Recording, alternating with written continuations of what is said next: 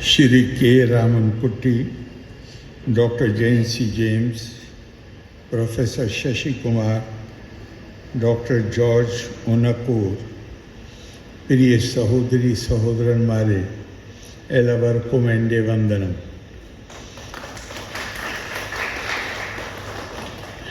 I am delighted to speak to you on this happy occasion of the celebration of Ambedkar Jayanti and the presentation of awards in the name of Dr. Baba Saheb Bhimrao Ambedkar, organized by Lord Buddha Universal Society. First of all, my hearty congratulations to Dr. M.R. Thampan, Shri S.P.P. Gopi, Shrimati Raj Lakshmi V.G., Dr. M.K. Bindu, Shri Swarn Kumar, Shri K.S. Shivarajan, Shri Mancha Vilakam Mohanan, Shri C. Muthuswamy, and Dr. C.A. Raman on being honored with awards today. We all know that this is an occasion to recall the matchless services of Bharat Ratna, Dr. Baba Saheb Bhimrao Ambedkar, the chief architect of our Constitution and one of the greatest scholars and visionaries India ever saw. Anyone who looks into the history of our nation would notice how the stellar contribution of Dr. Ambedkar helped in guiding a newly independent nation towards the path of democracy so that it could later emerge as the largest democracy in the world. One of the strongest ideals of democracy and fountainhead of all basic rights is human dignity, which is reflected in the preamble of our Constitution, which promises to secure to all its citizens justice, liberty, equality, and fraternity, assuring the dignity of the individual. It has been rightly observed that if our Constitution had no chapter on fundamental rights, the preamble itself would have been adequate to guarantee all the basic rights to the Indians, and the credit for this definitely goes to Dr. B.R. Ambedkar, who was not only an erudite scholar of constitutional jurisprudence, but had also learned from the harsh lessons of his own life. Dr. Ambedkar was a patriot in the fullest sense of the term.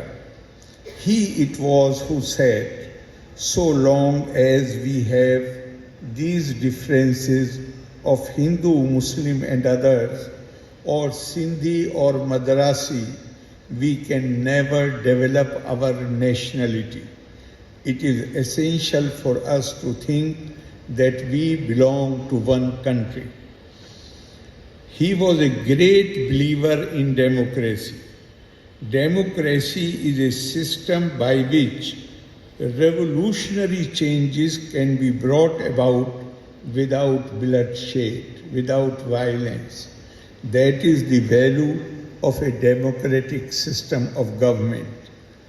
As we see ourselves, so many changes are happening through the medium of elections and the rules of procedure for the conduct of business in Parliament and other legislative bodies.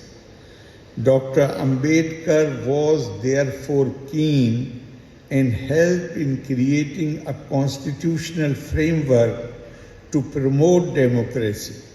He strongly stood for national liberty and national unity, solidarity. He was much in revolt against inhuman social practices, humiliations to which good number of our people were subjected to in the name of religion. He revolted against all these. He was not so much a reformer as a revolutionary. He was totally disenchanted with the social system as it was practiced and worked hard to establish a new order of society based on our constitutional principles, a new social order, so to say.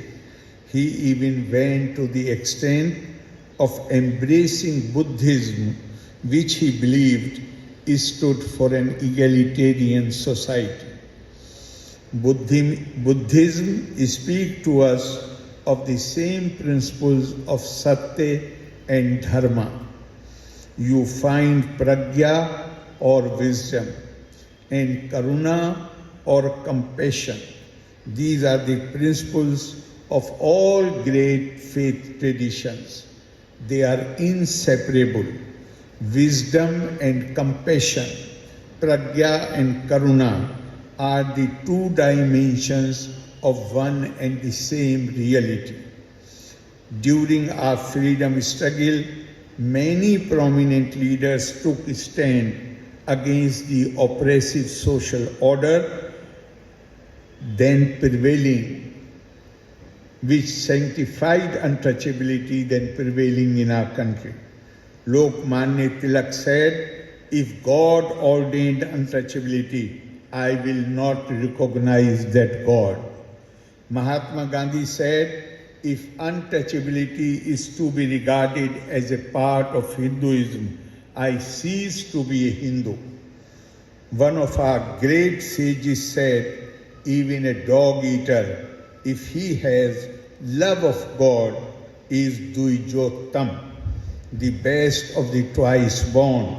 If he is devoid of it, even a yati becomes merely Shwapachadham, the lowest of the low." Finally, the Constitution of India abolished the untouchability, which was the cornerstone of the oppressive social order, which if I use the words of Dr. Babasaheb Bhimrao Ambedkar, that order promoted great degradation and denied human dignity to a large number of people. Despite all this, the obnoxious and inhuman practices have continued in few pockets in our country. We stand for equality, but the institutionalized inequality refuses to be fully rooted out. Historically speaking, we suffered a great deal on account of these differences which we thought are sanctified. If I may quote our former President, Dr. Sarvepalli Radhakrishnan, on this subject, he said, "If anyone asks us why we suffer, we need not point to the star above or say that God has punished us. We have to put it down to our inequities, our disloyalties to and our deviations from the ideals which we profess. We have the best ideals and values inscribed by our ancient culture, and they are embodied in our constitution. But we need to ask ourselves whether we are sincere in making them a practical reality. The ideals of freedom, equality, and justice are not positions to be defended, but goals to be reached. We have often lapsed from them and suffered in consequences. We need to realize that resolutions are not achievements. Mere hopes are not accomplishments. There are so many things which we frame in law books, but we also need to remind ourselves to walk the talk. India, since remotest times, has acknowledged and cherished its diversity. We started our civilizational journey with the proclamation that supreme truth is one, but is described variously. Ekam sad vipra bahuda vadanti. We have always believed that all people cannot be confined to one single interpretation of reality.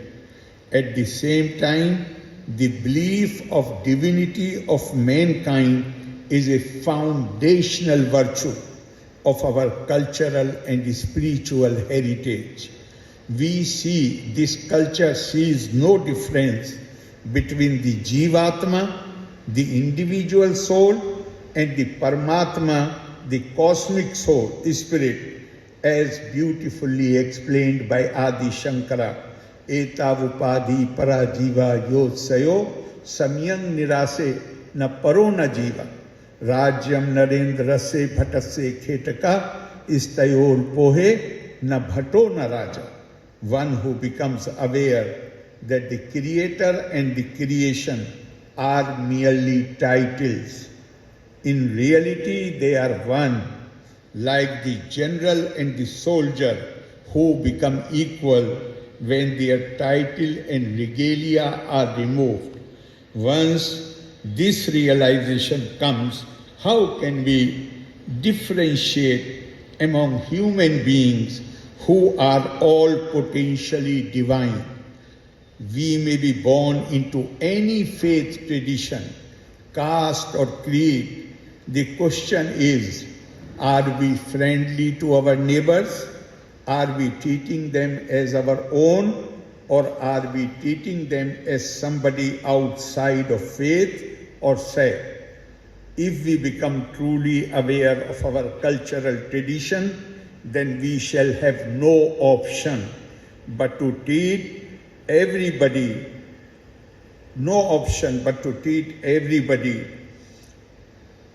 as potentially divine, as possessor of dignity, and entitled to equality. As it has been said, Deho Devalaya Prokto Jivo Deva Sada Shiva. Religion is not about the worship of an irate father, but the self in us, Atma in us, the light in us, the light ahead of us, the light to which we advance falteringly on account of unworthiness of our eyes. For us, the Supreme is in us. The body is called abode of God, and the spirit is Shiva, the Lord Himself. But this requires sincere study and understanding of our cultural and spiritual ethos. Dr. Ambedkar was a great writer of books and great reader of books. He studied a good deal of literature of so many countries and so many faith traditions. The educational institutions which have been established at Mumbai, Aurangabad are a testimony to his great love of learning. We should now keep up our learning, know their truth, and practice the truth. That is the principle of Dr. Ambedkar's life, and the real celebration is to take inspiration from the principle for which he lived all his life. Loka samasta sukhino bhavantu, valre nanni, Jai Hind.